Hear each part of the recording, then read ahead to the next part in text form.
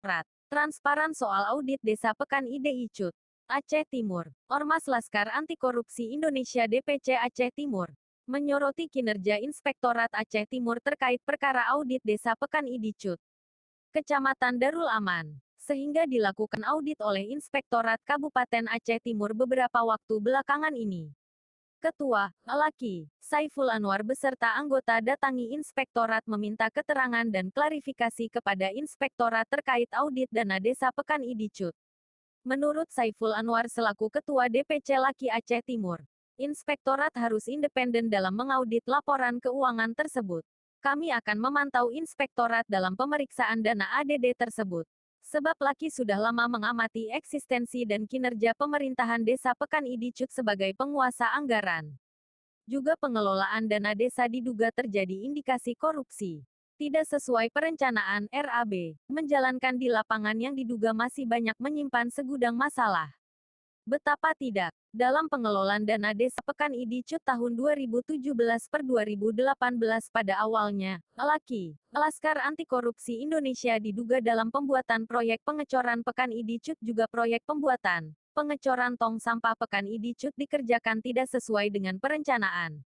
Ormas Laskar Anti Korupsi Indonesia menduga dalam kegiatan tersebut memang disengaja untuk maruk. Dalam perihal terkait Desa Pekan IDI Cut jelas melawan hukum dikarenakan perbuatan disengajakan, ungkap Saiful. Kami juga menyoroti kerja Inspektorat apakah ada independen. Laki akan mengikuti perkembangan dan mengawal pemeriksaan keuangan Desa Pekan IDI Cut yang dilakukan oleh Inspektorat Kabupaten Aceh Timur pada saat ini. Kami sangat serius akan bertindak dan melaporkan ke pihak berwajib jika ada indikasi penggelapan keuangan dan termasuk kebijakan-kebijakan yang merugikan keuangan negara. Namun jika terdapat indikasi korupsi maka Laki DPC Aceh Timur tak akan ragu untuk melaporkan ke Kepolisian RI atau Kejaksaan. Bahkan ke Presiden RI. Ketua Laskar Anti Korupsi Indonesia, Saiful Anwar mendesak Inspektorat agar serius dan betul-betul profesional dalam mengaudit terkait dana ADD Pekan IDI Cut ini sesuai dengan yang diamanahkan dalam perundang-undangan maupun peraturan yang berlaku sehingga kedepannya pemerintah desa dan perangkat desa ke depan ini bisa lebih transparan dan akuntabel. Harapan Laskar Anti Korupsi Indonesia ke Bupati agar menunjuk pendamping desa betul-betul membantu desa. Serta harapan kami juga kepada Inspektorat Aceh Timur jangan sampai tunduk terhadap pihak-pihak yang berpeluang untuk mengintervensi hasil audit tersebut. Jangan sampai masuk angin. Ketua, Laki, Saiful Anwar beserta anggota datangi Inspektorat meminta keterangan dan klarifikasi kepada Inspektorat terkait audit dana Desa Pekan IDI Cut, disambut langsung oleh Kepala Inspektorat Bapak Faisal. Wakil Ketua Laskar Anti Korupsi Indonesia M. Fauzan mempertanyakan kepada Bapak Faisal sebagai Kepala Inspektorat terkait Desa Pekan IDI Cut sejauh mana penanganannya dan langkah apa diambil bila ada temuan terjadi indikasi korupsi. Bapak Faisal sebagai Kepala Inspektorat menjawab, hasil audit Inspektorat kita limpahkan ke Tripikor Kapolres Aceh Timur dikarenakan yang minta audit dari Tripikor Aceh Timur maka hasil audit kita limpahkan Tripikor Aceh Timur. Kalau terkait ada beberapa desa lainnya, masih dalam audit bila sudah selesai nanti kita laporkan kepada Bupati.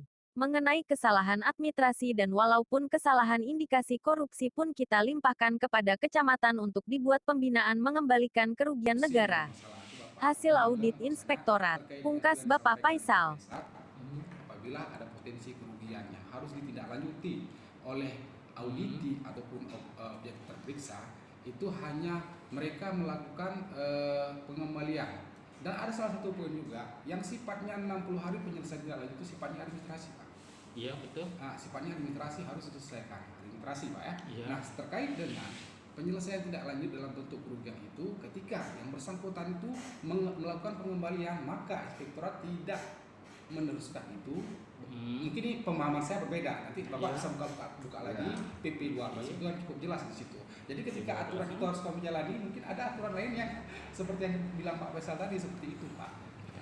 Jadi yang dikembalikan itu kan berdasar apa dalam peraturan apa inspektorat. Di kamu hati mengat menjebak lebih energi juga.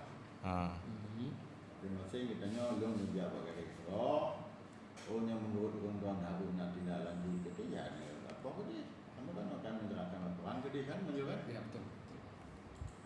Saya dicut dia jelas pakai dicut, seyogyanya siapa lagi ada gongong. Silakan. Kalau saya ajak kasar kenapa itu gongong dah selesai, kalau perlu diambil diambil.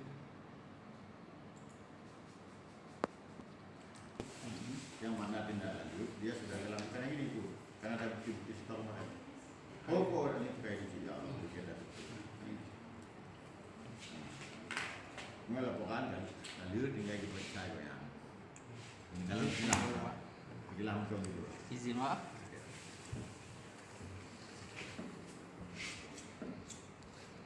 Dan makanya konsep sifat dia. Ya, macam konsep. Nah, Ya.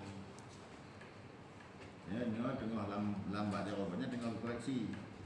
Dalam pengujian ya Pak. Betul. Lalu belum bukti. Kenapa? Karena dia belum. Maka kita butuh waktu lah. Jadi dari hasil audit TV Surat itu ada temuan, Pak. Ya pasti ada lah. Kalau nggak ada nggak lagi rapi. ini kan berkaitan juga dengan pengaduan masyarakat, Pak. Ketika memang pengaduan masyarakat itu memang masuk ke kami harus membuktikan apakah pengaduan itu benar atau tidak, terbukti atau tidak. Jadi itu berdasarkan hasil pemeriksaan lapangan gitu, Pak. Itu sebenarnya tim. Ini contoh salah satu yang ada lagi kayak bayi. Di dalam lunas. Nah, nanti dari saat ini dia belum masuk toh. Belum dari temuan KB oh kali semua KB juga. Jadi nggak menajis. Ada pemberitahuan pada masyarakat Pak tentang pemilihan hasil kerugian tersebut. Tanya untuk pihak kan ke masyarakat, tanya tajuk ke terpilih, ke Ya. Mabut, kemudian ke camat. Ini contoh tadi ada ini lebih macam contoh. Saya hanya kerja.